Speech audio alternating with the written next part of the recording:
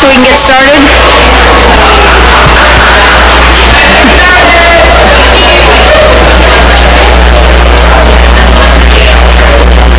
It's just so much fun to be back together again, isn't it? You just can't stop talking. Thank you, everybody. So I'm going to ask something that we don't usually ask, but could everybody please turn up, including me, could everybody please turn off their cell phones on that so that we don't get interrupted at the meetings?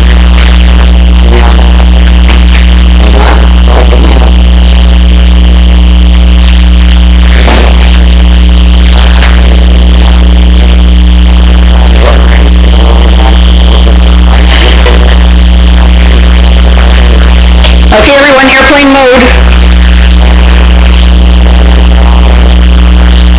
All right, next slide. Thank you for joining us today.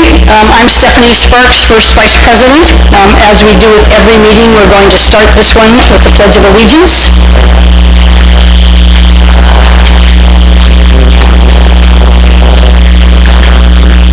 I pledge allegiance to the flag of the United States of America and to the republic for which it stands, one nation, under God, indivisible, with liberty and justice for all. Thank you, everybody.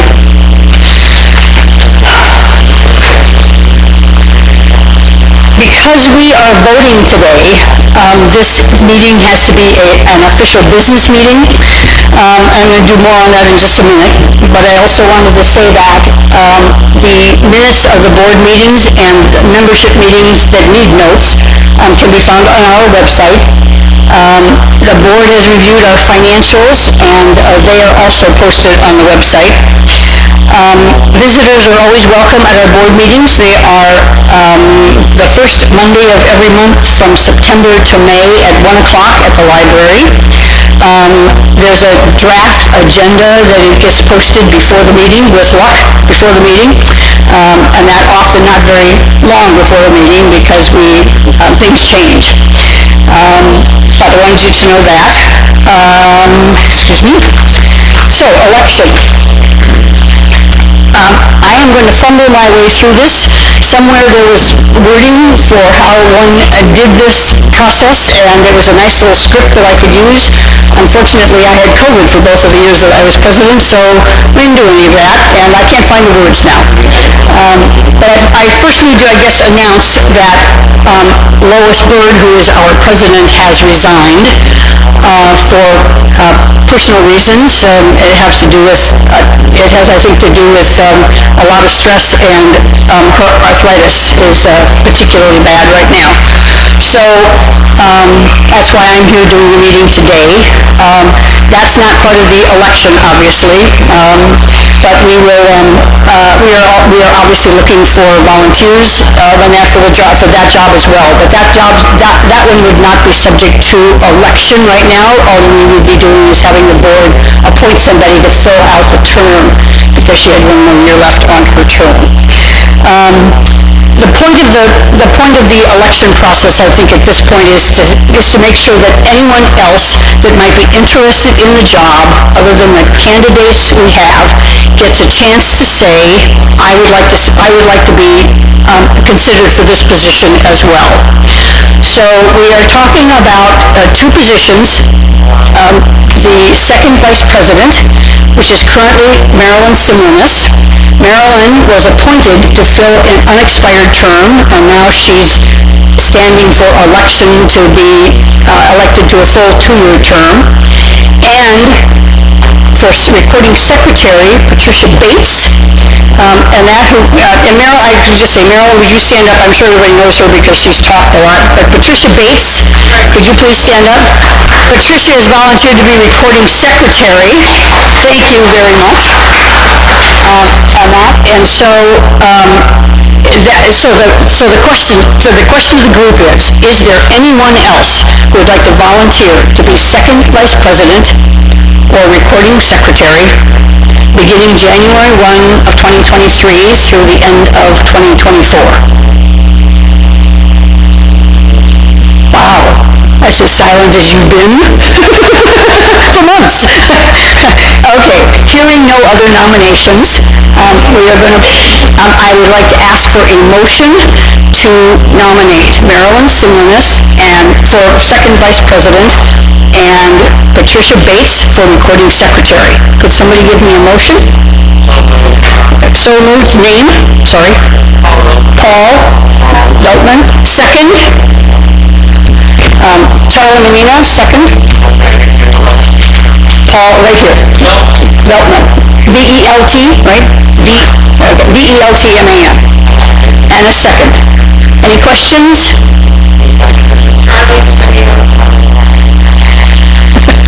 Okay. Everybody in favor of electing Marilyn Simonis and Patricia Bates to those respective positions, please say aye. Aye. Anyone opposed? Hearing no opposition, the two of them are elected. Up here it says, I'm sorry, would you back up one?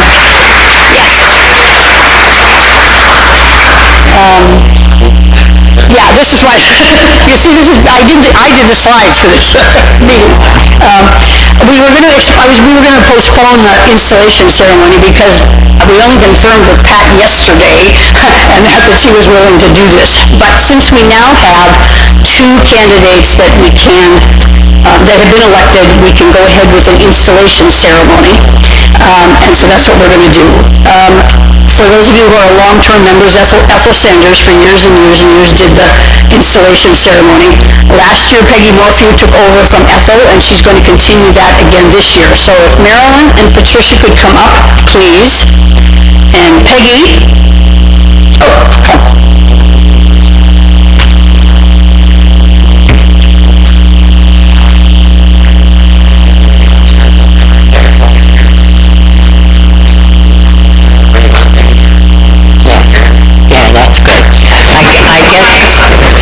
I guess when you get to be one of the oldest members of the society, you get to do this job. So, and I'm very happy to take over for Ethel Sanders, who did this for years. And I hope that she knows that how much we've appreciated what she has done in the past. Okay, friends, and everyone here is a friend, regardless of whether you're a member or a guest.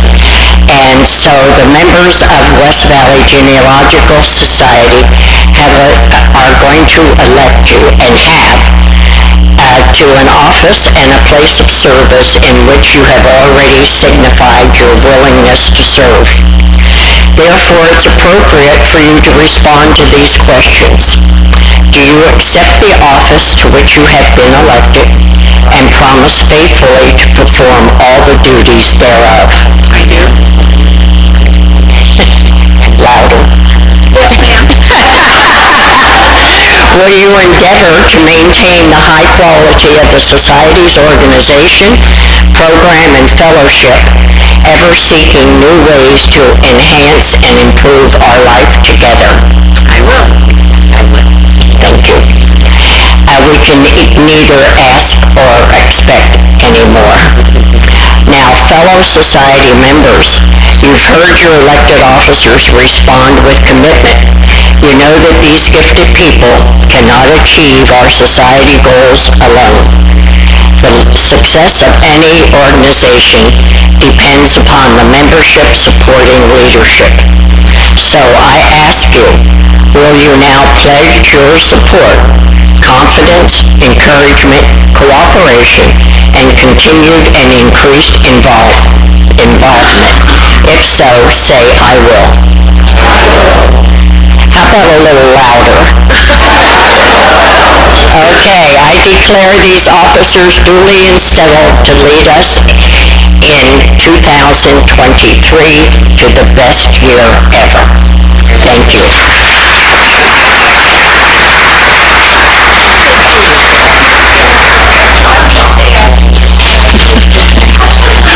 Okay, on to volunteers.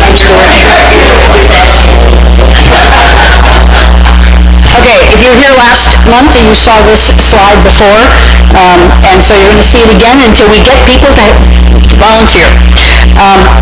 I guess maybe when I wrote the slide, I thought it was important for you to understand that you're helping other individuals in this organization. It's all very well to talk about volunteering and that for a job, but what you're really doing is helping Peggy and Sally with the raffles and the logo stuff they have to sell, helping Sherry on the cleaning team, helping Lou McLean and Carla get the Desert Tidbits out, helping Pam LaFawn spread the word about WVGS so that we can get more members here, helping Marilyn with the seminar and the research trips, helping Connie and Barb with classes and SIGs, helping Lois, helping with publicity. Actually, we do have a person for publicity, a name you might know as well, Irma Harden, and that has volunteered to help with publicity, and anybody that would like to join her, I'm sure they would appreciate the help. In particular, we need to get publicity out about the seminar, and if we're going to get non-members, then that typically has to mean that we need to get things into the local newspapers, on Conference Keeper, on the NGS, the National Genealogical Society website, and all of those things. So that's a big one right now. Chris Palmer, who's the library administrator, and Pat Tomorrow, who runs our AIDS group, and that can always use more help.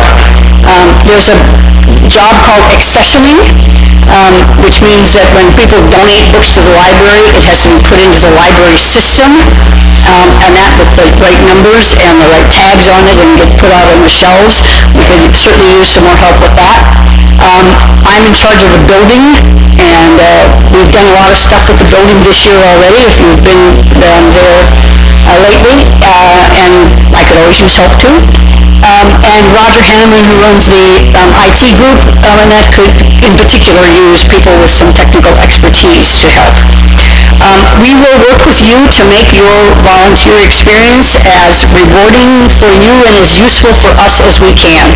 So be clear about what you're willing to do, and we will figure out how to appropriately use that.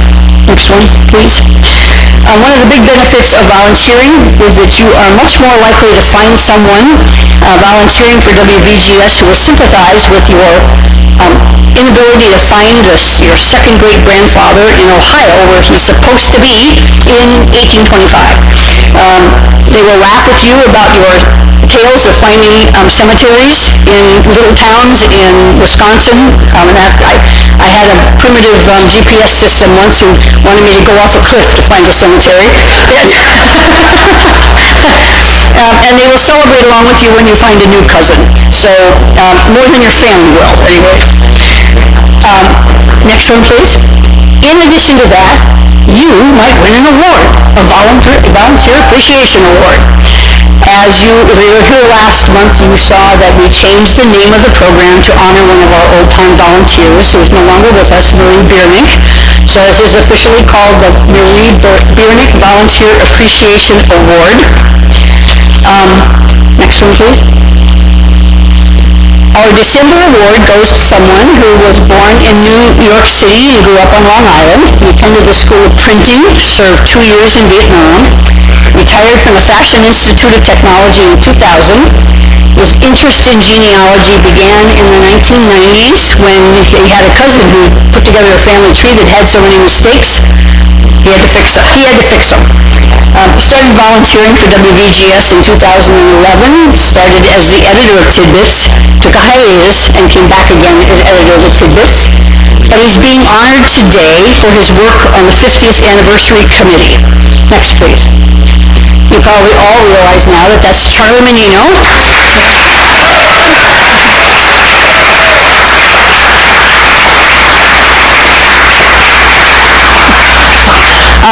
At the board meeting, Charlie had been specifically nominated, and he said, "Yes, I'm doing a selfie this time." It's hard to take a picture of yourself. Okay.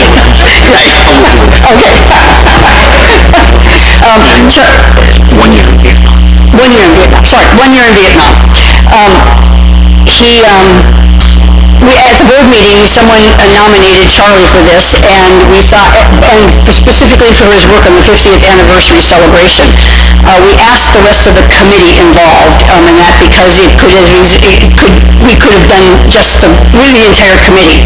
The entire committee said no, that the award belongs to Charlie. He's the one who did a significant portion of the work, and it was his church in which we all had a great dinner. So Charlie.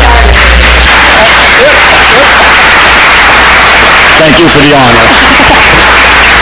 And here's your certificate. And we'll do a picture afterwards. We'll figure out how to do the picture afterwards.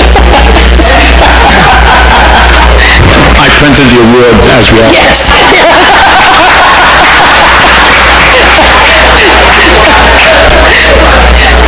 That's how it works. I would never get certificates out if I didn't have Charlie to do them. So, all right. Next slide. I'm going to have Marilyn come up for a minute and talk about the seminar and the research trips. And she doesn't need the step stool, so.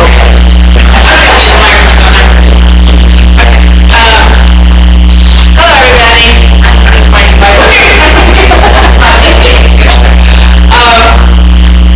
Can y'all hear me? Am I loud enough? I was a teacher for 37 years. I know how to speak. Okay, so there are a few of the flyers for the seminar. Please publicize it with any of your own societies you belong to. For instance, I belong to DAR, and I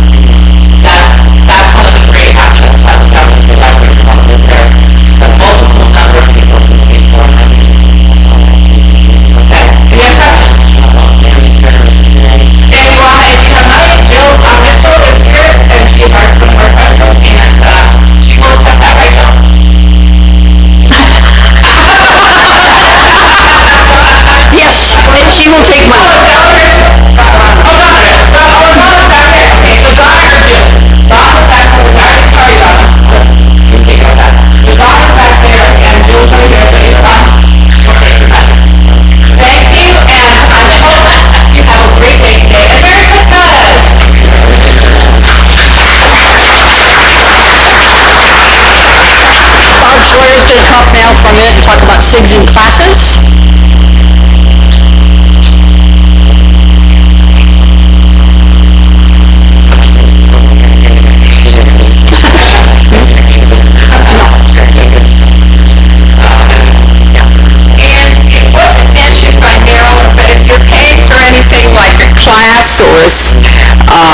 The seminar or anything today, there's going to be time during the break to do that.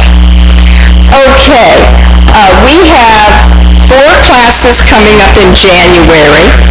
We have some additional classes coming up in February and March, also one in April that isn't on there. I think Connie was just this week is putting up the March classes. I want to talk on the January classes. Connie Sheets is redoing her class on getting the most from Ancestry.com. She does an excellent job on this. That'll be on the 12th of January. Kathy Gallagher, who is back there someplace, she's just returned from a trip, will be doing what to do with your genealogy after you're gone. And go to the store and read all the details on what will be included. So there's everything from decisions you make, do you read it with your family, do you read it with the Genealogy Society, to planning other portions of a state, especially with genealogy. That will be 2 sessions on the 18th and 25th of January. Barbara Stenberg's Novice Genealogy will be on January 20th. She offers that usually every month. It's very good for anybody from beginners to advanced beginners and covers many of the record groups. And then somebody that was up here recently, Marilyn Semlinus, will be talking again about, but in detail, about research in Salt Lake City. So especially if you're planning on going to the Salt Lake City trip, you need to go to that class because you're going to get a lot of details ahead of time on what to do and how to prepare for it. And if you're not going on the trip but plan to go to Salt Lake City, it will still be useful. Okay.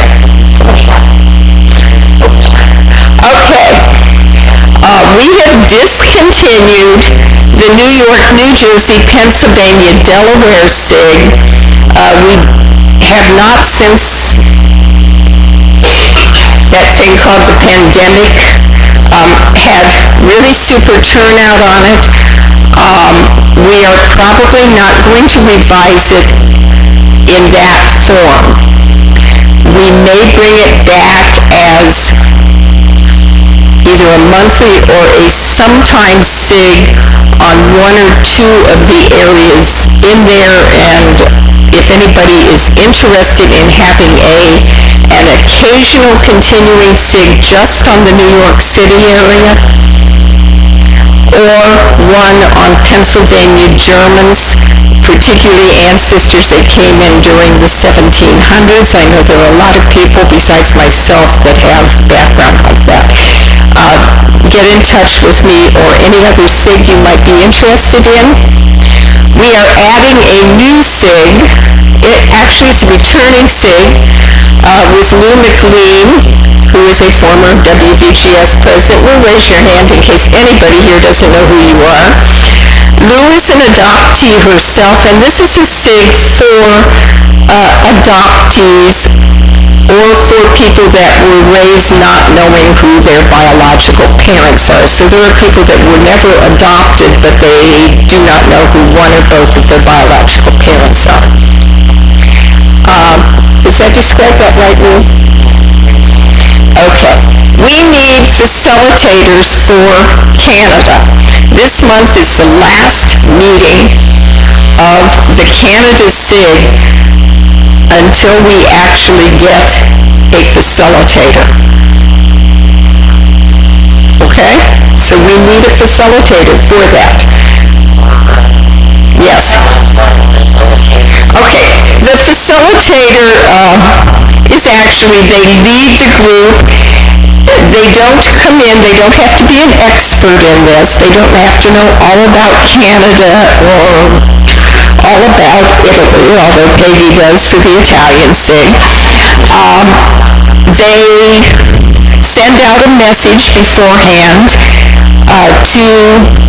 to people that have participated and have given them their names. Participation is free. You don't have to register, but it's nice to let the group know who you are and what your email is, because then you get that message coming out to you. And they may send out some additional information for research from people. It depends on the SIG facilitator. So basically that's their job. The way each facilitator does it is a little bit different. It depends on the SIG, it depends on the individual person doing this. But they don't have to be presenting programs or PowerPoints or anything like that. That's a class. So we need one also for legacy. We've been kind of switching it around among members. We've gotten away with that because I am one of the participants, but we do need an official facilitator for legacy sometime in the next few months. And we are always open to suggestions for additional SIGs and that sort of thing, along with letting us know what you want in terms of classes. Now, it depends on what we have in terms of facilitators, and I think I've gone over my 60 seconds, Stephanie. That's my self-imposed 60 seconds. Thank you. Okay. I'm sorry. Before we that's fine. Before we talk about monthly meeting speakers, I wanted to call Peggy up to talk about quotes and shares in the 12 Days of Christmas raffles. And I would say there's an actual share on here. These are the shares we're trying to sell. My voice carries also. Can you hear me back there? I don't know. No, they can't. I'm getting a whisper. I'm getting a and I can't hold this up for very long, but I'm sure most of you remember these chairs. This is what we had in the multi-purpose room and also in the research room for many years. These have been retired now because we have those beautiful, very attractive and very comfortable chairs that we've recently purchased through the I don't want to say charity, but the donations of you as members. These chairs are now available for adoption by you if you would like, for a donation or not. We would appreciate a donation, but they're free to you if you would like them. They can stack. And so just go to the library and say you're here to collect a couple of chairs. And with the holidays coming, it would be very nice to have your company sitting on something that's at least a little bit padded and not a cold folding chair. Okay, so that's one of the things that I'm pushing today. And I guess I'll save my voice a little.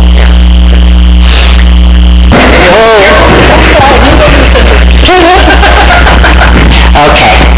All right. The other thing is that our committee, the fundraising committee, which is a committee of about 3 of us, and I definitely need more help. And I need physical help, but I also need your help with donations of white elephant, slightly used items that we can put up for raffle. it does help to pay the rent on this building, and also for other small things that come up. And we've been quite successful this year so far, but anyway, I have lots of things back there.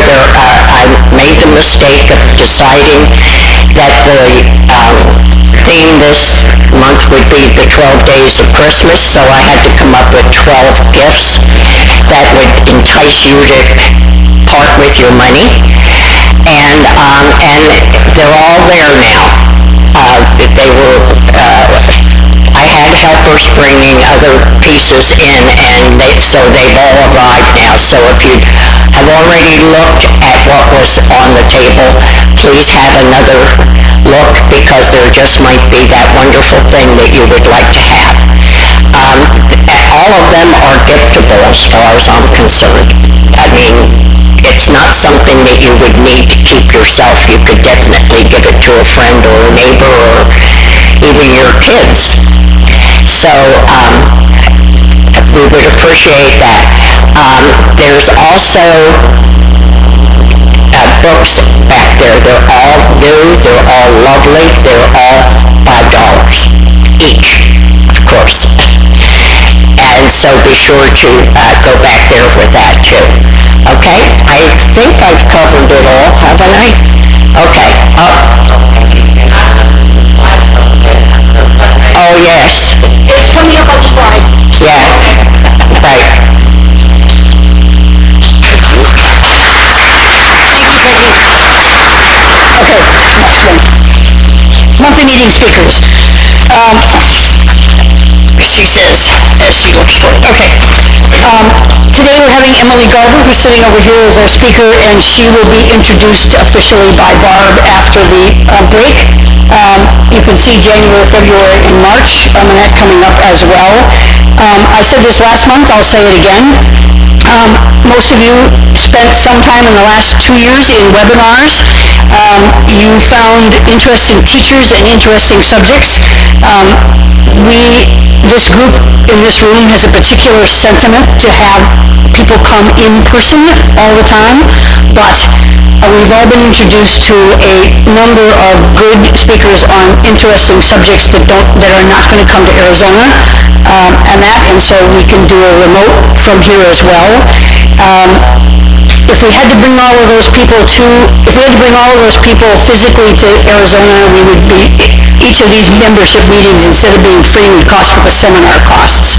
So if you've seen anybody, if you think there's somebody we should be talking to, and that you can send an email with the details to Connie Sheets, who's our chair of our education committee, and her email address is classes@azwvgs.org. Next slide. Here's our high-speed scanning. I said last month, this is a great deal if you want to have your pictures or your documents scanned. Bob and Kathy Gallagher will do that beginning in January. Start putting your stuff together and talking to her, and on your tables you should find the version of the flyer that you can actually read, which you can't read from this one. Next one. Okay, are there any questions about any subject? Okay, we need then, because this is an official business meeting, we need a motion to adjourn. Somebody move that we adjourn. Marilyn Simmons, and second, Peggy. Oh.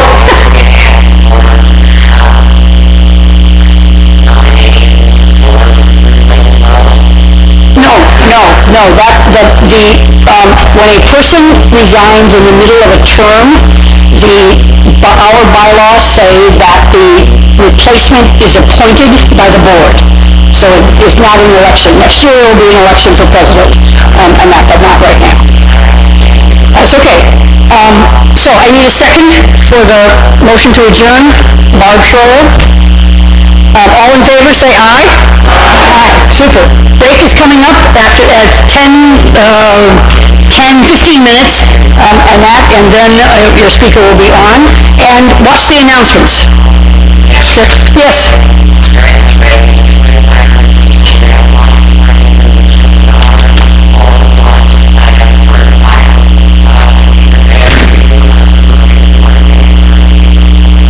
Good, okay, you hear that well? Do it online. If you don't want to do it online, do it here. Okay, here you can pay by check. If you do it online, you have to do it by credit card. Okay? Thank you. See you in 15 minutes.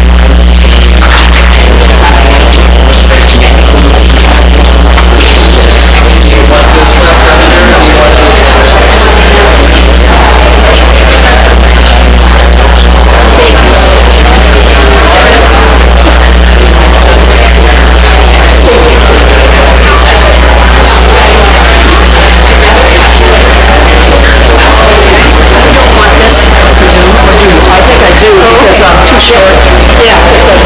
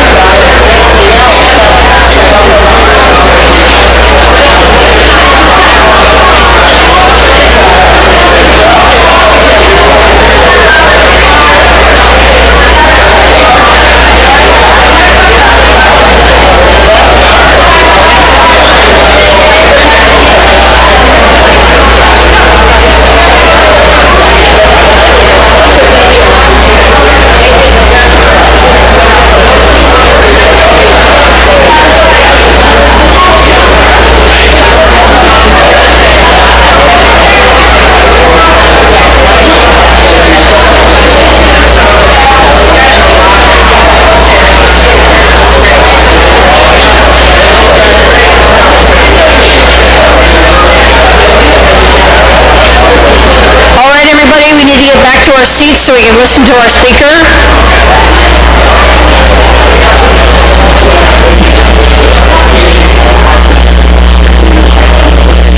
Okay, I'm going to turn it over to Barb Schroeder to introduce our speaker. Raffles at the end.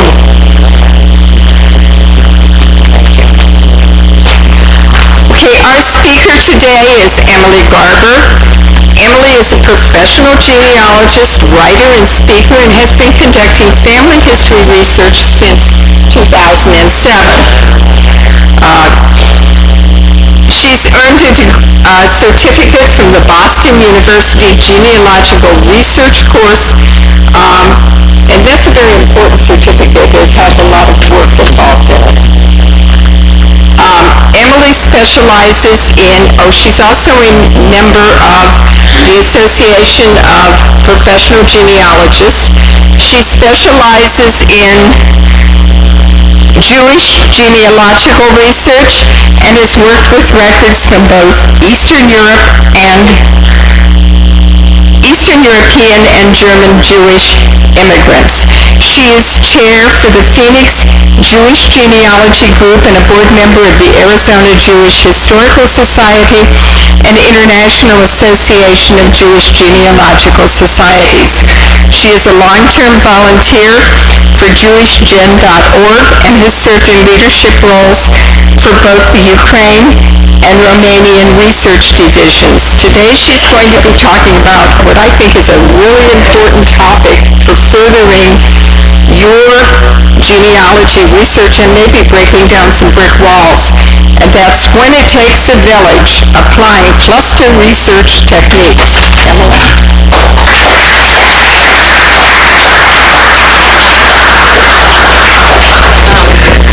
I tend to move around a lot when I talk. I noticed on my Fitbit I usually get about a mile just from waving my arms when I talk for about an hour. So I'm going to stand over here because I'm afraid if I stand on this little stool here, I'll fall over and then you'll all laugh at me. So I won't do that. Anyway, let's get going here. Thank you for inviting me. And I put on my red jacket and then I realized that this is kind of the red time of year, so I'm glad I did that. Okay, whoops, I'm not used to using this one. Oh, there we go. Okay, so, Fege Grunfeld. The first time I was introduced to her was on a 1922 passenger manifest for my great aunt and uncle. That was Fege Garber and her brother Aaron Garber when they arrived in April of that year. And this was someone I had never heard of before. On the manifest back at that time period, they would ask people, well, who did you leave behind in the old country? And they named a cousin, Fege Grunfeld. And so, my little radar went up. Ooh, a new cousin. I know nothing about this person. The next time I saw her was in a manifest for Fege Garber and Aaron Garber's father, my great-grandfather, Avram Garber, who came to the United States in November of that same year in 1922. Only there, this Fege Grunfeld was identified. You could see in that where it says there, handwritten, it says wife. Well, this was new information for me because we had always known that my grandfather and all his brothers and sisters, that their mother, Avram's wife, was Hannah, not Fege Grunfeld, and that she had died in the old country. So again, who is this person? No one had ever heard of her in the family. Additionally, it said that she was going to go to, and Avram as well, to his son, N. Garber, whose name was Nucham, or in the United States, Nathan. And he lived on Madison Street in the Lower East Side. And for her, for Fege, it said that that was her stepson. So, okay, I knew that, that wasn't his mother, but this was interesting anyway because, again, nobody in the family had ever told me that Avram had ever married again. So who was Fege? She was not on there were no Grunfelds on my family tree. Was she actually a relation? We know that records lie sometimes. But I saw, basically two lies. One is that she was a cousin and one that she was my great-grandfather's wife. So what's going on here? When we do genealogy research, basically what we're doing is we're trying to reconstruct relationships that we've perhaps forgotten about, the family may have forgotten about. And we do that, we're trying to try to understand people's identities, their relationships among each other and, between them and ourselves, and also the events that these people lived through and experienced. To do that, when we do our research, of course, we're looking at records and we try to identify people based upon people's individual characteristics. And of course, the main one being name, but we know that can be a real mess because lots of people have the same names. Their approximate age, and we put together basically a plan or an understanding of a bunch of different characteristics that kind of collate or occur for one particular person. We look at all those, we try to build that. Where did they live? What was their job? Particularly if they had a job that was something that was skilled, something that they might have carried with them as they moved. And then, of course, who are they related to? Can we find them in records, particularly like census records, with family members who help us identify these people unambiguously? And I'm sure there's other characteristics you can identify as well for various people. So I knew that my great-grandfather had come to the United States in 1922. Now, New York State has a 1925 state census. So I decided I would try to find him in that and see if I could find Fega with him there in 1925. And I did find him. He was living in the same building as his son, Nathan, who we identified earlier. But there were a few things that were different. First of all, his wife was identified as Norma, not Fega or any variation on that. Usually, Jewish people, like a lot of immigrants, often changed their names to be more Americanized when they came to the United States. And there's no rules about it, and you could change it to anything you wanted to, but usually people changed to names that started with the same sound. So you might think, okay, so someone named Fega would try to adopt a name with something with an F kind of sound, but in this case, this person was Norma. I mean, that's okay, except that the age was totally messed up. Fega had been 44 years old in 1922, so there's no way she was 53 in 1925, and this thing said that she had been in the United States for 20 years. Well, we know it had only been about 3 years, maybe 2. So something was wrong, and we also noticed that for Abraham, his information actually was correct, that he had been 58, so he was 62, and then we had him in the United States for 3 years, so that's accurate, but the other stuff was wrong. So this just didn't seem like it was the same person. So I tried several different approaches, and these were all, unfortunately, unsuccessful. I tried to find a marriage record for Norma and for Abraham, and I couldn't find one. I tried to find Abraham in the city directory, and I found him, but there was no wife listed with him, which sometimes happens, so that didn't help. I actually found Abraham's death certificate. He died in 1928, so he hadn't unfortunately been in the United States very long. I was hoping maybe it would say what his wife's name was on there, but it didn't. It just said Mrs. Garber, so that wasn't helpful. There was one apparently, but we don't know what her first name was. And then I thought, okay, well, we're going to do a total shotgun approach. We're going to say, okay, maybe I can, are there any other Fega Grenfelds, or I took a wild guess. I thought, well, if she changed her name, maybe it became Fanny Greenfield? Well, so I looked, there were only, in the 1925 New York State Census, there were 32 Fanny Greenfields in New York State. So I wasn't going to, going through all that was not going to work. So that didn't work. And then I thought, okay, okay, well, I'll try the 1930 U.S. Census. There were 58 nationwide, okay? So these shotgun approaches kind of are amusing, but I wouldn't go there.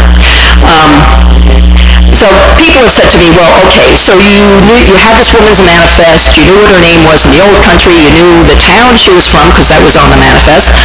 Why don't you just go there and figure out what, things about, where, get some records and figure out where she is.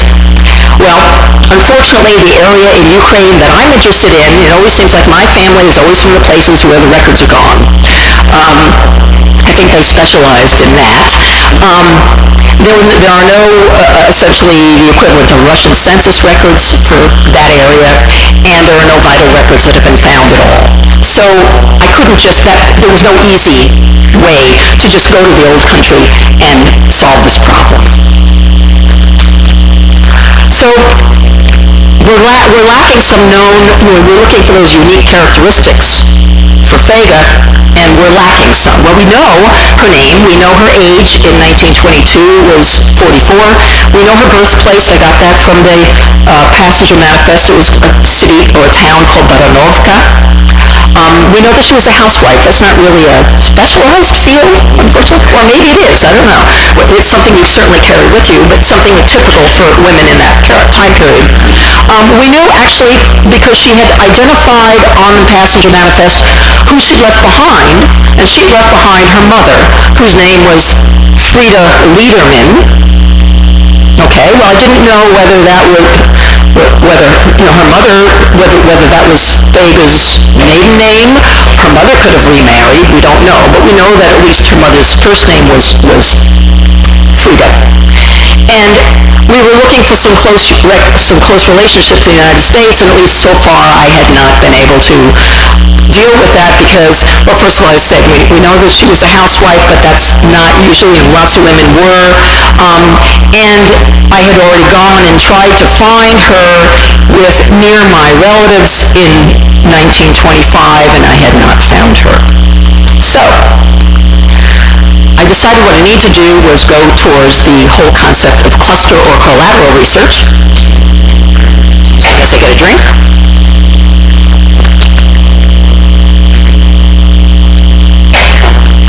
And so I'm going to talk a little bit about that. I'm going to produce some information about this particular case study. It involves document research and genetic genealogy. So what is cluster research? Basically, it's a technique by which we broaden our research to include people well beyond our direct line ancestors. Now, some people like to talk about it in terms of friends, associates, and neighbors, and that's a term, the fan club, that Elizabeth Shown Mills has coined. And it really does, it could also be friends, family, associates, and neighbors is what I like to think of it as. And so it includes lots of different people that we need to think about, and that you may see on other records. I'm really excited about this one, witnesses, and I can't emphasize enough how important it is to look at who the witnesses were when you see them on records. And at the risk of going long, I have to tell you this because I'm so excited. So, whoops, did I just do that? I'm sorry. If you could get that back to them, I'm sorry, messed up. I was so excited that I messed it up. Okay, there we go, thank you. Whoops, so I had, there we go, witnesses. Recently, I put my DNA all over all the different main websites, main platforms, and I was looking at 23andMe, and I noticed that, I noticed this match that I haven't really looked at real closely because it wasn't a hugely close match, but I happened to look at, who was also, of my relatives was also matched with this person, and I noticed that, and these are not people that I had tested myself, but they're relatives of mine, both third cousins from the same line, the Myers or the Maltzman line, and this person even matched them even better than they matched me. And I was like, ooh, this is exciting. Of course, there was no family tree there, but she did have listed some surnames, and some of them were unusual surnames, so I went to Ancestry to see if I could find any trees with those names, and sure enough, I did. And I got in touch with this person who had the tree, and I said, well, by the way, I found this woman on 23andMe, and she seems to have some of these same people in her tree. And he goes, oh yeah, that's my sister. And then I'm looking at, so this guy, he'd done some work. Some of it's okay, some of it's questionable. But I started looking for the actual records, some of the marriage records and things like that in New York City, because I was looking for witnesses. And sure enough, on one of his, I think it was like a great-great-uncle of his, their marriage record in New York City had one of my relatives, one of my Myers relatives. Like, so we're still kind of working out. I have an idea of how we're related, but it's like, wow, that really got it down to the point where you want to get it. So these witnesses are just incredibly useful. And he'd never noticed that because that name had never been important to him. And I'd never noticed that because I never even knew that name should belong on my tree. Okay? But there is my relative on his relative's marriage record as a witness. Very cool. So we also look at coworkers, club members, business associates, anybody basically who is associated with these people. And it can even include, litigation. Gosh, people sometimes get along, sometimes they don't. I like to also consider, people tend to talk about cluster research as friends, associates, and neighbors. I like to consider also your collateral relatives because they can be really, really important. So again, we're looking beyond the direct line, and so we look at siblings, aunts and uncles, cousins, step relatives even, because they might be really, although they're not directly related, they could be really important in their lives. And of course, in-laws. I'm having trouble with this one. Okay. So why do we do cluster research? Basically, it helps us correctly identify the characteristics that we're looking for of those individuals. It's additional, unique information, people that our people were associated with. And it also can provide some clues in records that maybe our own ancestors didn't leave. Early on in my research, I was trying to figure out where my grandfather's country of origin was in the old country. And I couldn't initially find it. I found his World War I draft registration, and it didn't say on there. But then I looked at his brothers, and it was on his brothers. So definitely be looking around. Think widely, not wild, and wildly if you want to too, but widely. Basically, cluster research can provide you some really good confirmation, just like finding out that my great-great-uncle Meyer Myers was the witness on this guy's Fishberg's marriage record. The additional benefits, of course, is that it can even provide you some information to give us some more context on people, the socioeconomic context of their lives. It can help us understand the origins of our people, where they came from, the migration patterns. And, of course, neighbors might be relatives, even if they don't have the same name. Basically, it really can help us when we have an intractable brick wall kind of problem. So, it's the place to go when you're stuck. Just to give you an idea of some of the socioeconomic context, people don't usually do this too much, and we really should, because it really gives you some idea of how to talk about your people in a more interesting way, kind of pulling out information that's maybe not obvious. So this is my grandfather and grandmother, Jacob Garber and Dora Garber, with my Aunt Leah and my father, Bernard, in the 1920 census. And you can see here that we've got Jacob is renting a house. He's still an alien, that AL there. And he was a glazier, and he was working in somebody else's shop. He didn't have his own shop. 1920. 1930, comparing the same family. Well, now we've got another son, actually is supposed to be Leonard. He owns his own house now. Well, that's, coming up in the world. And he is naturalized now, and he owns his own business. Okay?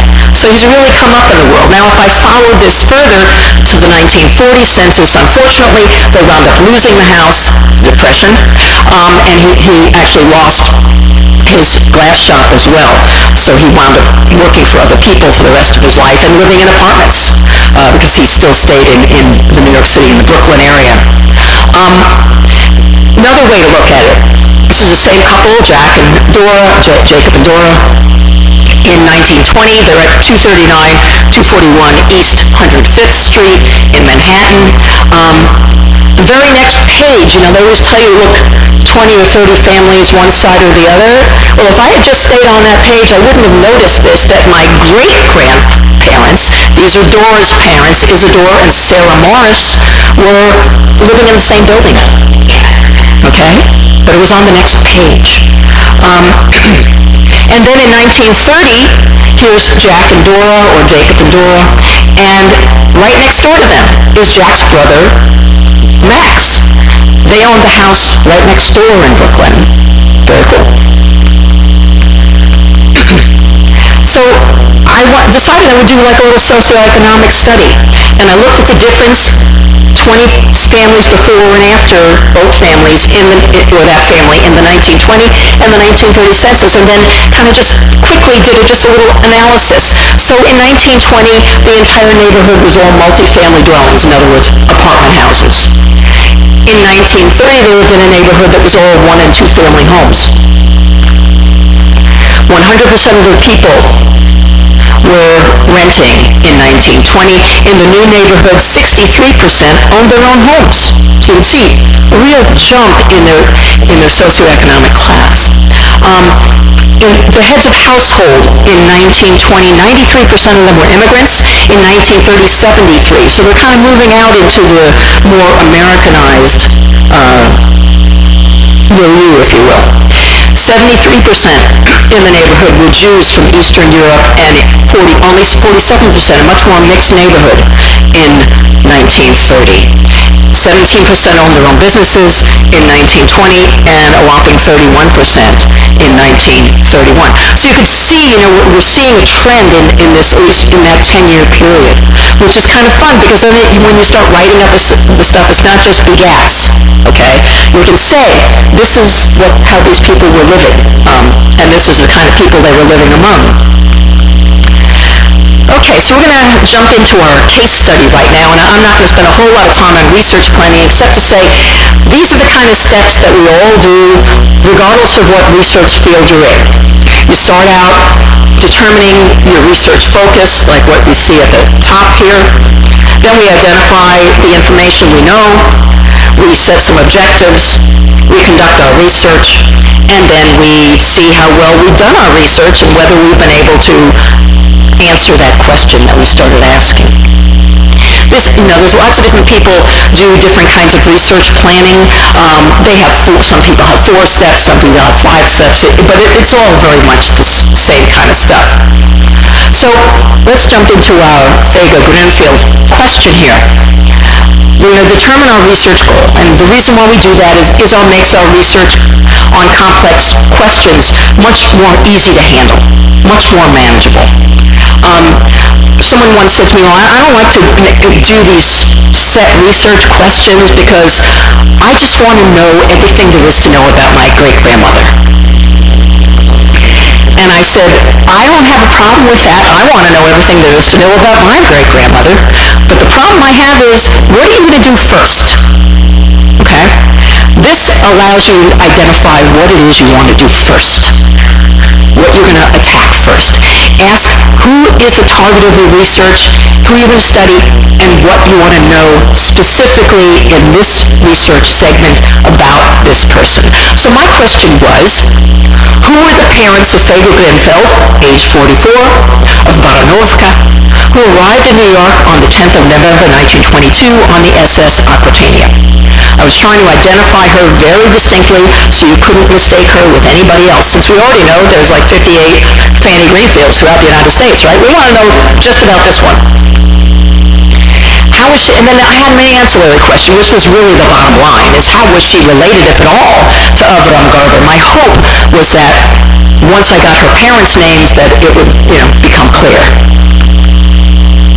So then I'm going to jump to identifying what we already know, which we already know is not a whole lot. What information do we already have? And then we're going to go back and look at those records and see if we missed anything. Maybe there's some additional information we want. So I kind of created a little timeline, and there really wasn't much that I knew about Fega, but I knew that she was 44, so that means she was born about 1877 to 78. She was born in Baranovka. Her mother was identified as Frida Liederman, also still living in Baranovka. She was identified on the manifest, we don't know if this is true or not, but she was identified as the wife of Avram Garber, although, she still had her Greenfield name, which was kind of weird, I don't know. And then she arrived in the United States in November 1922, and she was going to join her stepson, Nathan Garber. And then we know, when we tried to find her, that we couldn't find her in 1925. So, got all that. I'm going to set my objectives for what I want to do next. I want these to be specific, so I'm not wasting my time. I know exactly what I'm looking for. And I want to identify, at least at the outset, what record collections I think I want to go look at. Now, that can change, This is your own plan. If you need to change, because something's not working right, you can do that, which is kind of like what I did when I started out looking for her among the Garbers. I didn't find her. So then I had to kind of go back to my plan and retool. So we knew that she was not with the Garbers. So the first thing I need to do is I need to figure out where she is, because I don't know where she is. And so again, that was my retooling, essentially. Now, I started thinking about it. I thought, well, okay, so who would have her associates been? Of course, her associates initially were the Garbers, but she wasn't with them. So was there anybody else I could identify as an associate? And I started thinking, well, on that passenger manifest, there were two surnames. There were Liederman, which was identified as her mother, and of course her name Grünfeld from Baranovka. So I thought, well, okay, here's this woman, she's 44 years old, coming to the United States. Maybe there were some other people from Baranovka with those surnames who also came to the United States at some point. So I was going to start looking for those people. If I could find them, maybe I could follow them and find her. So I'm going to start my research. I'm going to include all the relevant records, identify those, analyze and evaluate what's in them, and then if there's any negative evidence that that I didn't mention earlier, but not finding Fega in the 1925 census is what we call negative evidence.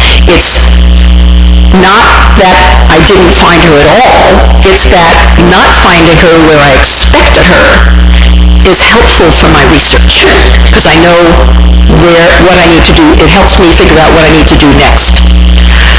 And then I'm going to cite my sources, because I know if I don't, I'll never remember what the heck I did.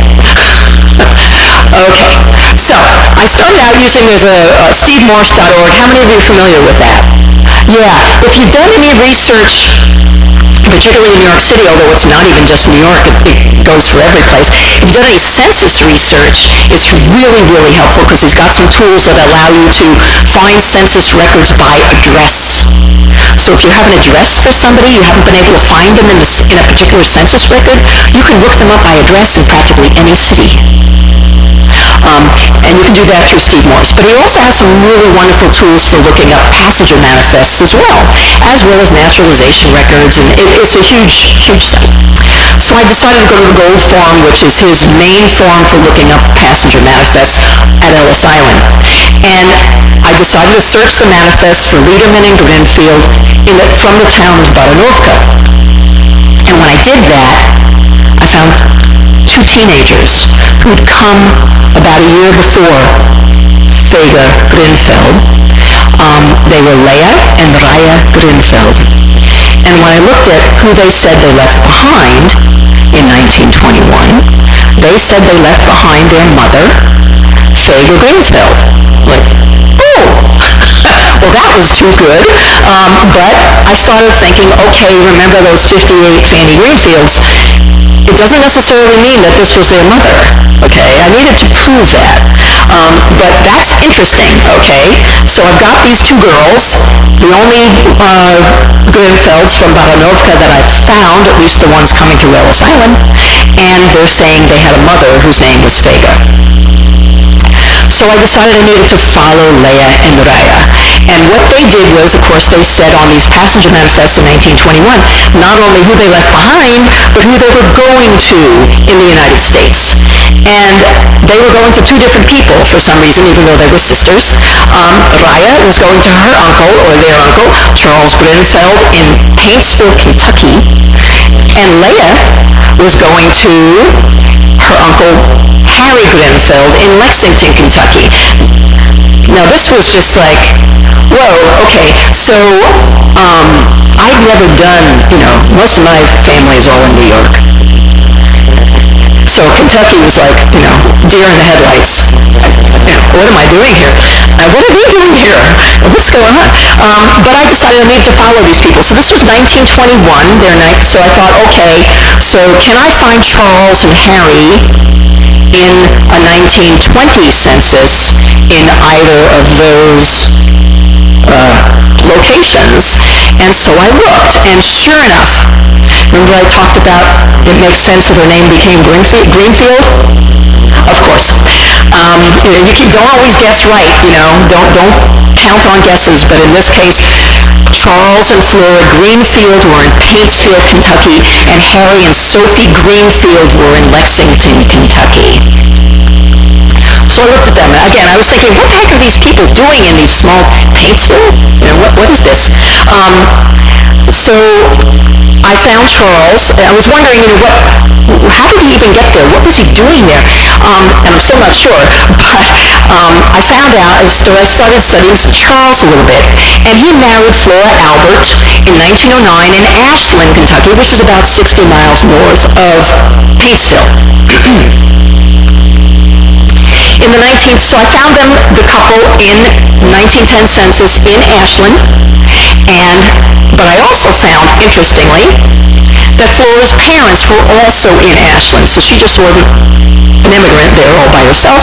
Her parents were there, living not too far away, and Flora's sister and her husband, her sister Sadie and her husband Isidore Levison were also living with Flora's parents in Ashland. Remember that name, Isidore Levison. So I was interested in these people, and just to give you an idea, so I've just put down on the map here where these places are with regard to each other.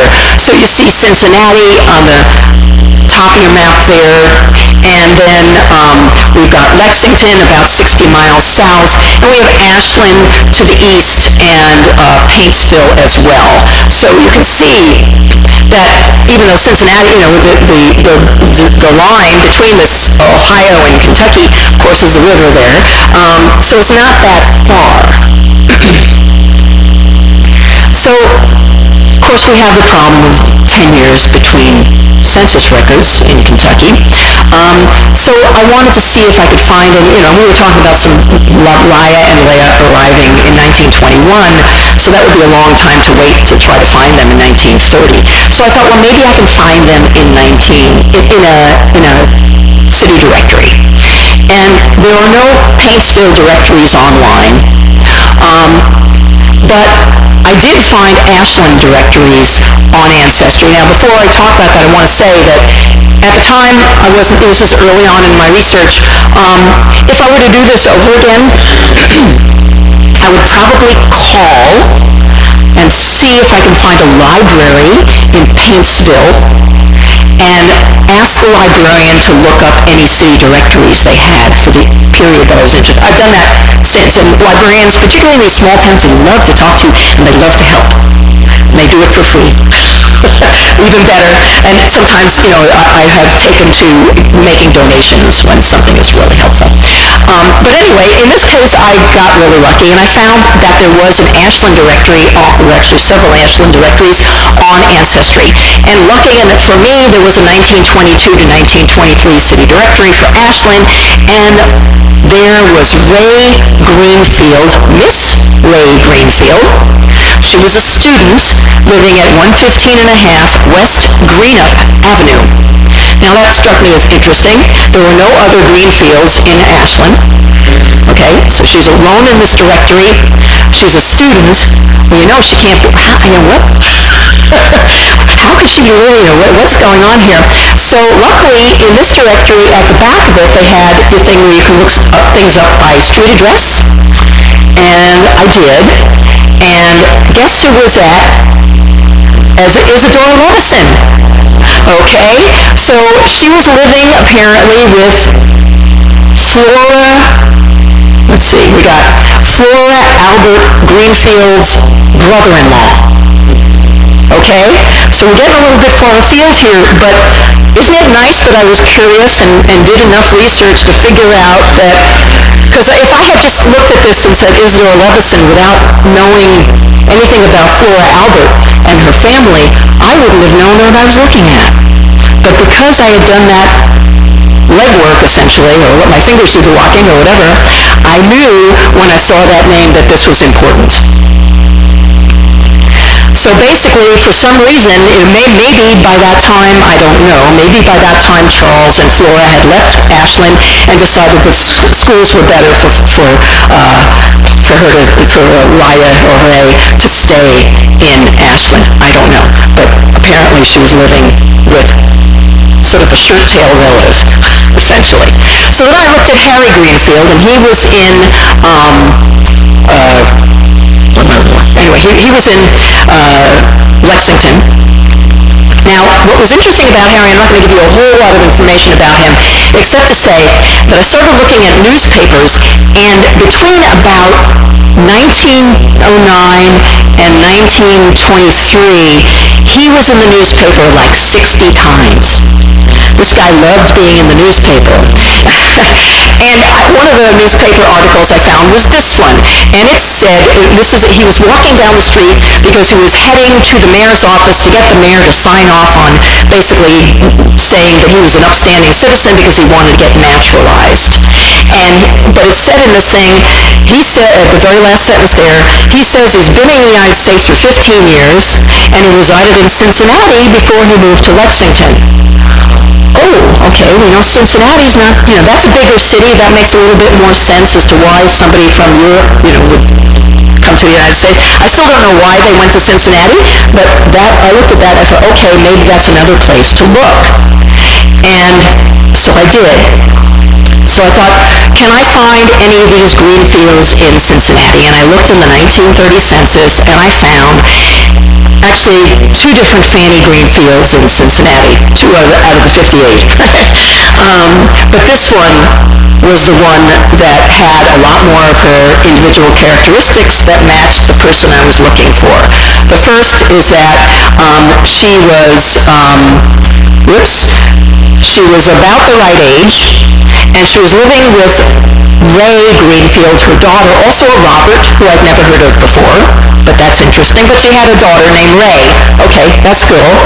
And then it said she arrived in 1922, and that at least her son arrived in 21. It said Ray had arrived in 22, which is not quite right, but we know the census can be a little challenging sometimes. And then in 1940, I found Fanny again. Ray, by this time, had married. She had married someone named Harry Young, but her mother was still living with her, and there they are. And this actually has her age absolutely spot on. She would have been 62. She was 44 in 1922, 62 in 1940.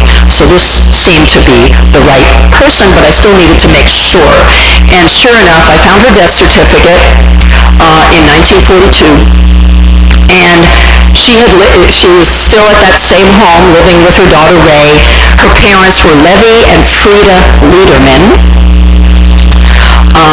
She was born about 1879. Remember we said she was born about, from the manifest we thought 1878, 79, 77, in that vicinity.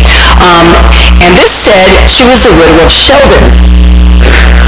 Now, my great-grandfather's name was Abraham. Now, we know Sheldon is a very Americanized name. That was not likely her husband's name in the old country. He probably had some other name. In fact, there's a lot of Sheldons in that family. Among Ashkenazi Jewish people, they tend to name after relatives who have passed away. And I know of 2 or 3 cousins in that family who are all named Sheldon. Since I've continued my research. Her husband's name actually had been Shachna, which was his Yiddish name. Okay, so here's her obituary, and this shows that I had been looking, I'd found Ray, okay, but I never had found Leah. I didn't know whatever happened to her. I didn't find her in Lexington like I had, I found Ray in Ashland, but I had never found Leah. Turns out she married someone named Joseph Saltzman, who was a rabbi, and they settled in Louisville. But I also found something else, that she had a brother named Morris Liederman who lived in Detroit. Okay, more help is on the way. And then I found, of course, Fanny's naturalization, and it showed that she was indeed the person that was traveling with my great-grandfather on the Aquitania in 1922. So now I'm going to evaluate what I found. I'm going to correlate the information that I found in a variety of these different records and figure out whether I met my objectives or not, and then prepare my report if I have. If not, I'm going to go back to the beginning and think about what else I can do. So I had been looking for Theda. I found her. I found out who her parents were. I had been looking for that information. They were Levi Yitzhak and Frida Liederman. Okay? But I had this other ancillary question. How was she related? I have no idea who Levi Yitzhak and Frida Liederman are. That's not a name in my family. Those names are not in my family. So even though I know who her parents were, I still don't know how we're related. So I started thinking, well, what do I do now? Well, the only other place I can go is her brother Morris. He's the next fan in this club. So I'm going to follow him. Now, I'm not going to go through all this, but basically did a lot of the same things with Morris. He initially came to the United States, actually, I think 1910, and he lived in New York City, he lived in Lynn, Massachusetts. He eventually made his way to Detroit and settled there and married and everything else. I ultimately found his son. He had 3 children. His son is still alive. And I contacted him. And before we go into that, I want to just say a little bit of DNA and cluster research. Now, they're complementary, because basically what you're doing is the same thing. You're looking at these people who are related or you think are related, and you're trying to figure out their relationships, but you're using information from them in another way, using their DNA. So it's complementary. For the best results, just like this plan, you want a research plan, you want a well-researched family tree. It's really hard to use DNA in the absence of that. And then you want you want to collect information from several different family members, not from whom you know the relationships or for whom you know the relationships. And then, because that helps you verify whether or not, how people are related. And then you want to compare the results among all these people, just like we're doing with other kinds of records.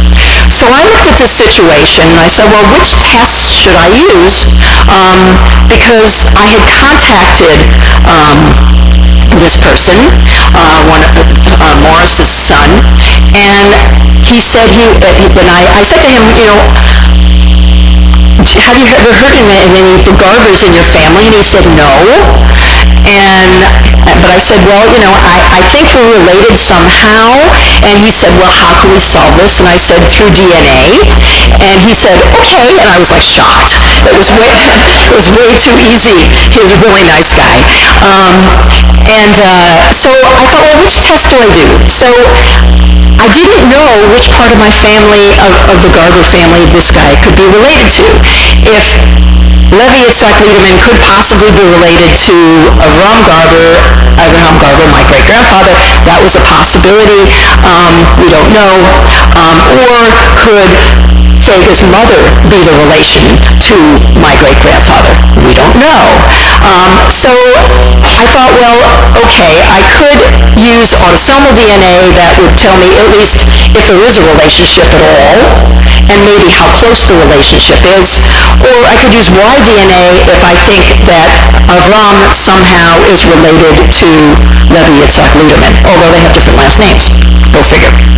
So again, Y-DNA, just quickly, I'm sure most of you know this, can only really be used on males. I had already tested my brother and my father's first cousin, because my father is gone. And I knew that what their haplogroup was, and I had really good information for these people. So I knew that they were TM70, and they were exact. My brother and my father's first cousin, also a Garber, were perfect matches. So then I tested Morris's son, and guess what? He was an exact match as well to my brother and my father's first cousin at 67 markers. And I've since up to 111, and they're still exact matches, no difference, which shows a pretty close relationship. So I was like, okay, that was nice. The results showed, if you look at family tree DNA, at least on the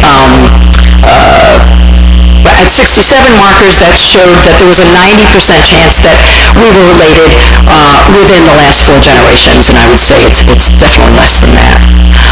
Then I thought, well, okay, so he's on that side of the family, cool. Now, if you want to do autosomal, then we want to determine some relatedness regardless of which side the family is on.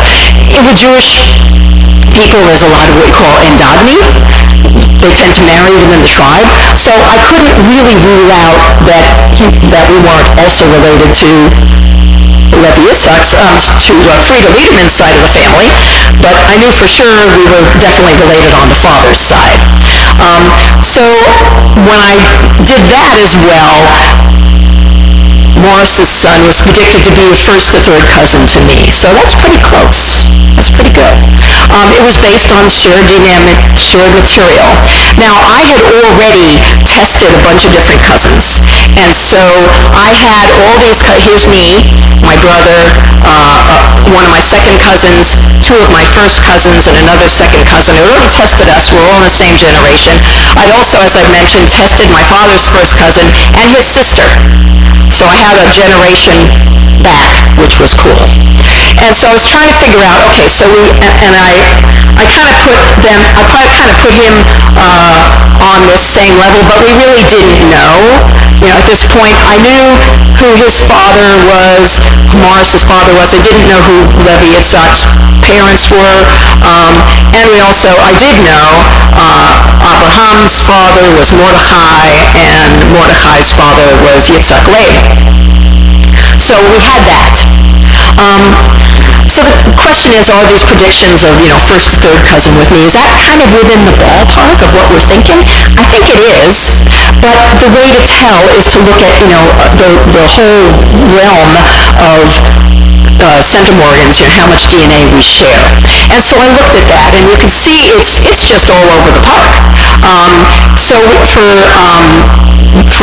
the 2 first cousins once removed from me, we've got 303 and 415 centimorgans matching with me, and then the other ones we've got 348, 280, 312. I mean, it's just all over the place. what people do these days, you look at this and it's really hard to say that there's a particular trend, but what we can do is use something called the Shared Centimorgan Project. And more, and this just came out recently on DNA Painter. How many of you use DNA Painter? A few of you do. Well, you may know that DNA Painter just upgraded, and now, instead of just looking at how much DNA is shared between a person and the person they're matching and trying to figure out how they might be related, we also can look at two different people who are related the same way and how they might be related to a third person, okay? And that's this new thing that he just created a few months ago, and it basically allows you to compare two people who are in the same generation. And what you do then is, so just to give you an idea, going back one, so I said, okay, these guys are both, they're siblings, they're in the same generation, and so they should have a similar relationship to Morris's son. So I'm going to go into this DNA Painter where I can put in two numbers, and I'm going to put in the number 303 for one of the siblings and 415 for the other, and then run this and see. By the way, I just want to tell you, if you want to know how this works and the best way to use it, you could just click on that when you're in it, because you go to a blog post that Blaine Bettinger wrote all about this. And then, but it also tells me that because there's endogamy in Jewish people, it might not work perfectly for us, okay? If you don't have endogamy in your family, then you might be okay. For me, I have to be a little careful about using this tool. But once you do that, then it gives you an idea in all the different possibilities of how you might be related to these people. And if I click on one of those, I get a little histogram that shows where my people would fall among all the different people who have that same amount of DNA, who have different amounts of DNA at that relationship level. And so when I looked at that, it was interesting. It said, well, maybe, the best relationship between my father's first cousins and this Morris guy were first cousin once removed. I actually think it's they're second cousins, and I'll show you why. But and I think part of this is that, again, Jewish people, because they're interrelated, they are overrepresented as cousins. So it actually probably was their second cousins, not first cousins once removed. So just to keep on going here, and I'm sorry if we're going long. I don't even know what time we started. But anyway, so I started working on this, and I was talking to Morris's son, and I called him up and I said, hey, cousin, because I had the results, and we were indeed cousins, so we still were trying to figure out how, and exactly how. And he said, oh, by the way, my grandfather, Levi Yitzhak, sent about 30 cards and letters to his son Morris after he immigrated. And they were in like this microscopic Yiddish, mostly on postcards. I mean, they try to fit many words as they can on the postcard. And I said, send them to me. I need these. And he sent me one or two, and then he Xeroxed a few for me, and I said, that's not going to work. And ultimately, I actually went to Washington, D.C. and met this guy, and a friend of mine scanned all of these things at a high level, so I was able to get, and I'm still in the process of translating them, but I got most of them done. So I started looking at what he sent me, which was just a handful of them, and there was a postcard from July 3rd, 1910. I was looking for the earliest one I could find from what he sent me. And this is what it looked like, although this is a lot bigger than it actually is, okay? This is a postcard, remember, so. But I started looking at it, and I looked down at the bottom, and I thought, wait a second, what the heck is that? I said, that's not Yiddish. That says B. Mester for N. Garber, 266 Minopes Street. I thought, wait a second. It's kind of like I was saying before, I found my Myers relative on that person's, marriage certificate. Here I'm finding my great uncle, N. Garber, on somebody else's postcard. What is going on here? And so I was really amazed, and I thought, well, wait a second. I knew that my great uncle Nathan had come to the United States in 1910. Okay, and I thought, well, where was he going? Because this was July 3rd, 1910. When did he arrive? And what can I learn about? Well, the first son of that, or the first son who came to the United States from that family, from Avram's family, was Max. He was the second oldest son. He arrived in 1908. And then Nathan arrived on the 18th of June, 1910. Remember, this postcard was from the 3rd of July, 1910. So just a couple of weeks later. And so I went back to Nathan's passenger manifest. I said, where was he going? And he had said he was going to his brother-in-law, A. Shoichet, at 266 Monroe Street, New York. And I had looked for A. Shoichet in the past and never found anything. And then I saw, oh my gosh, 266 Monroe. So I thought, well, so then I looked at this and I thought, okay, so what we had was this guy, Levi Yitzhak Liederman, who knew how to write in Yiddish, clearly. He knew how to write in Cyrillic, because he spoke Russian as well as Yiddish.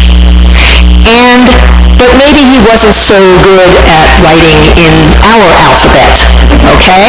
So instead of writing Monroe, he now you remember, if you've ever looked at, I don't know if I keep saying remember for you guys, how many of you know what Cyrillic looks like? Okay, yeah. So Cyrillic has a letter that looks like a P, okay, in Cyrillic. That's actually pronounced as an R, okay? And so I think what he did was he switched the letters. He meant to write Monroe, but he wrote Minopes. That we would read it as Minopes, okay? He would read it as Monroe, okay? So I think we had the right people.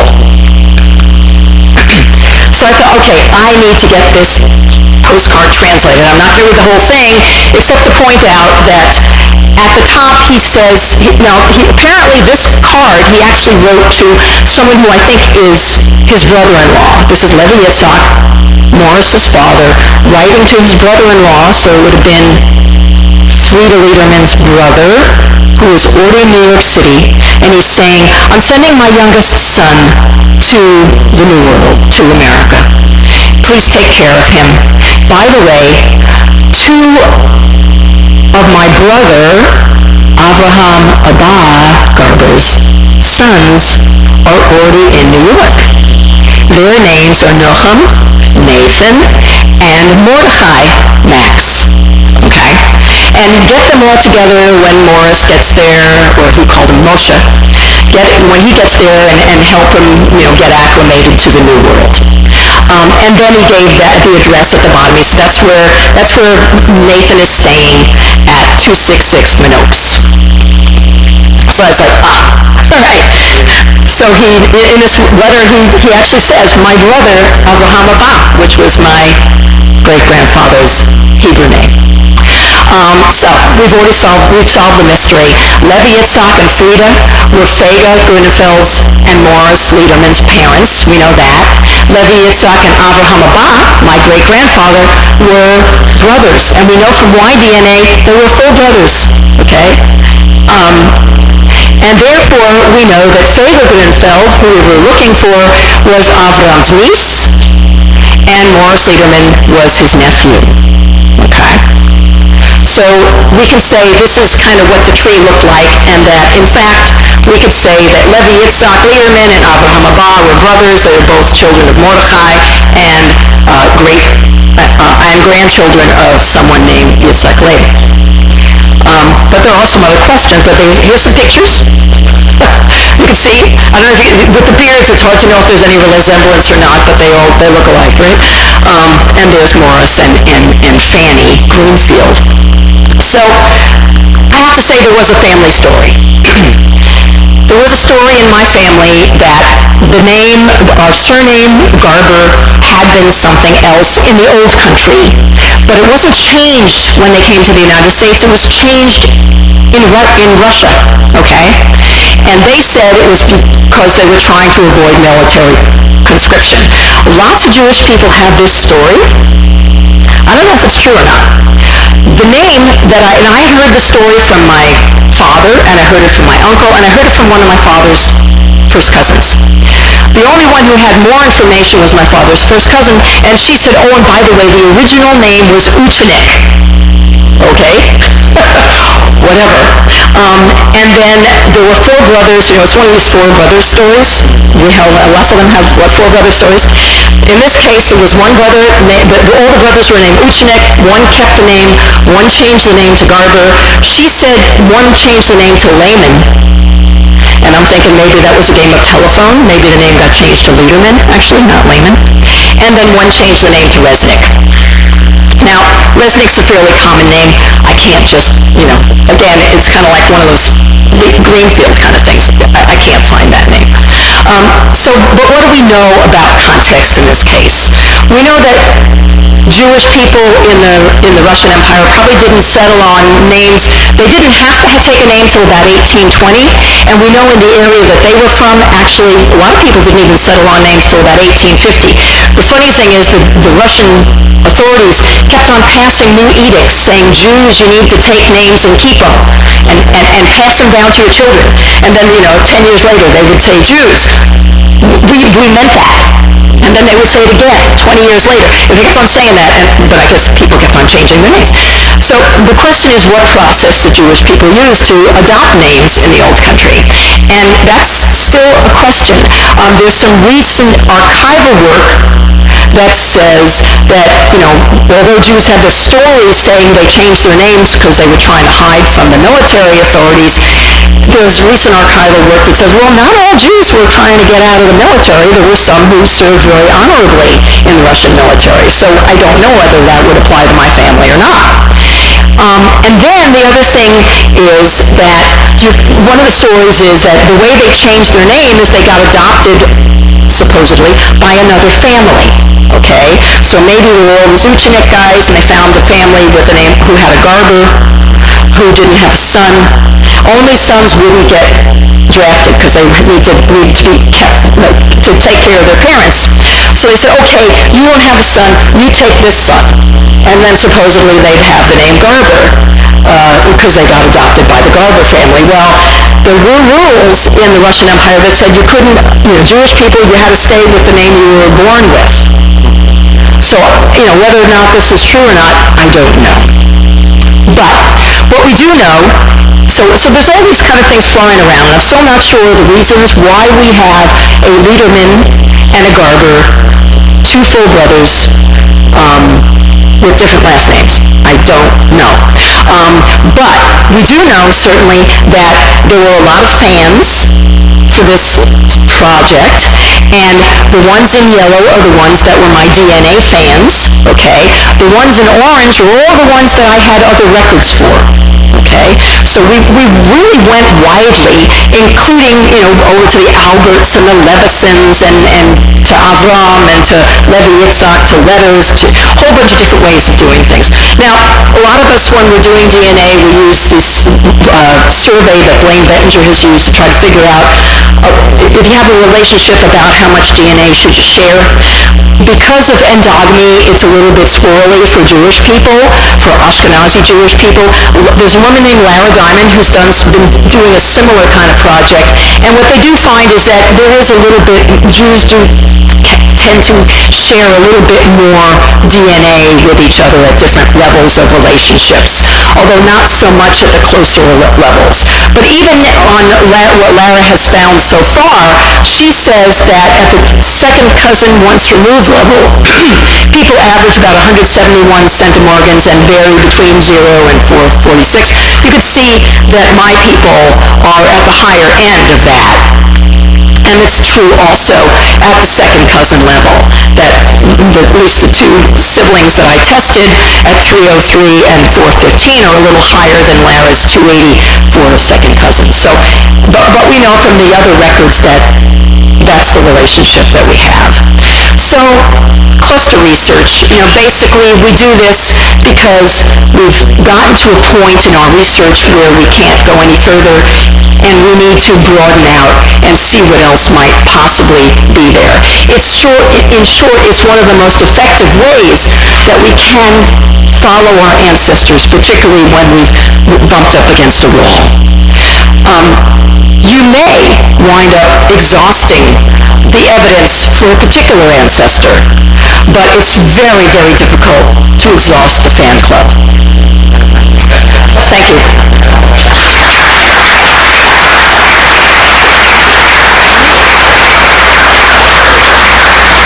So if anybody has any questions, I'll be happy to entertain them.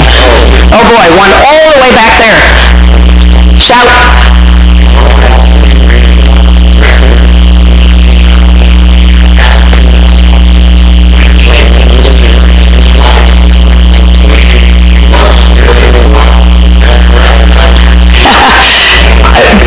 Good question. I've heard this question before, and I should have addressed it. I don't know, but my guess is no, that they probably were not married. Certainly, it's possible, all right, but she still had the name Grenfeld,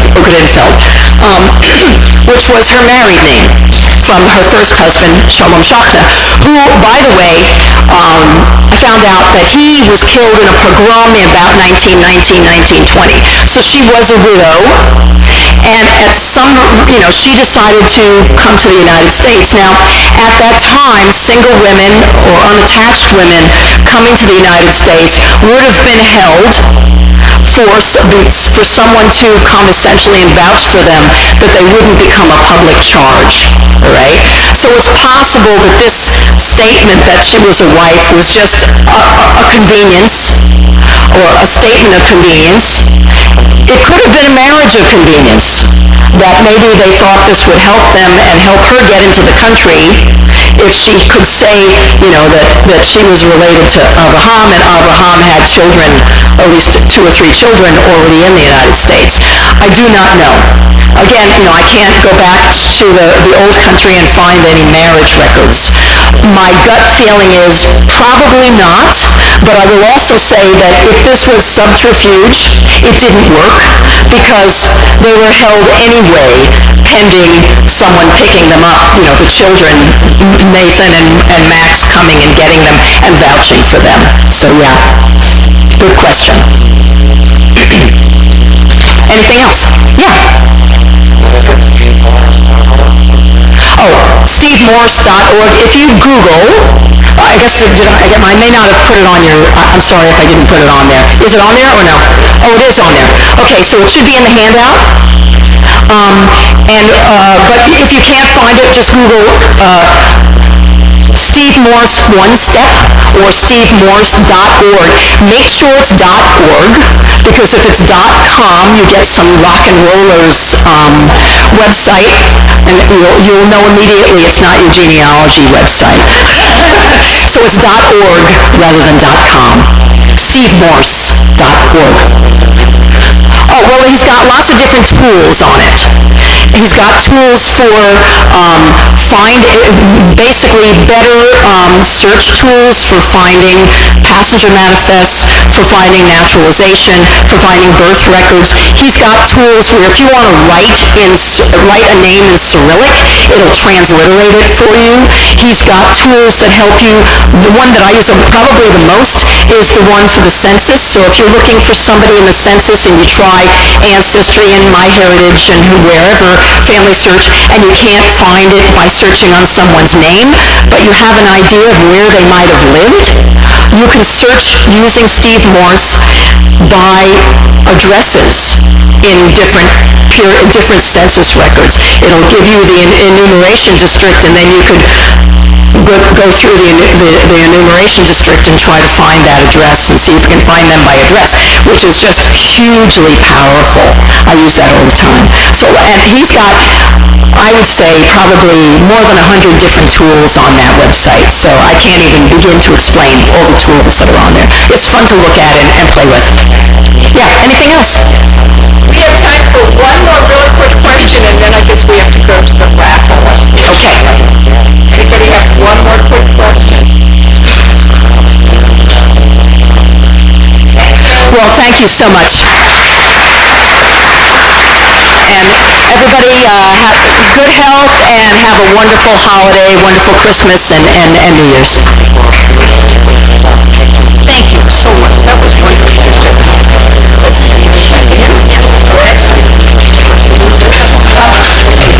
It turns out that last month when we had Kim Harrison speaking for the very first time in all the years that we've been coming to this church, we were late getting out of here. We have a time frame we were supposed to be out by. So we're going to run the raffles quickly, and that's stick around. If you put tickets in, we'll get to you, but we are doing it more quickly than we normally do. So thank you. Oh, number. Okay, pick a number.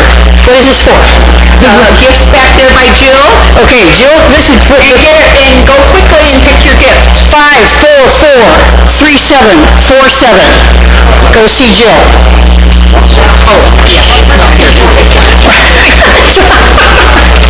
And what's the next one? Same thing. We have 10 things back there. Okay, next ticket. 5443751.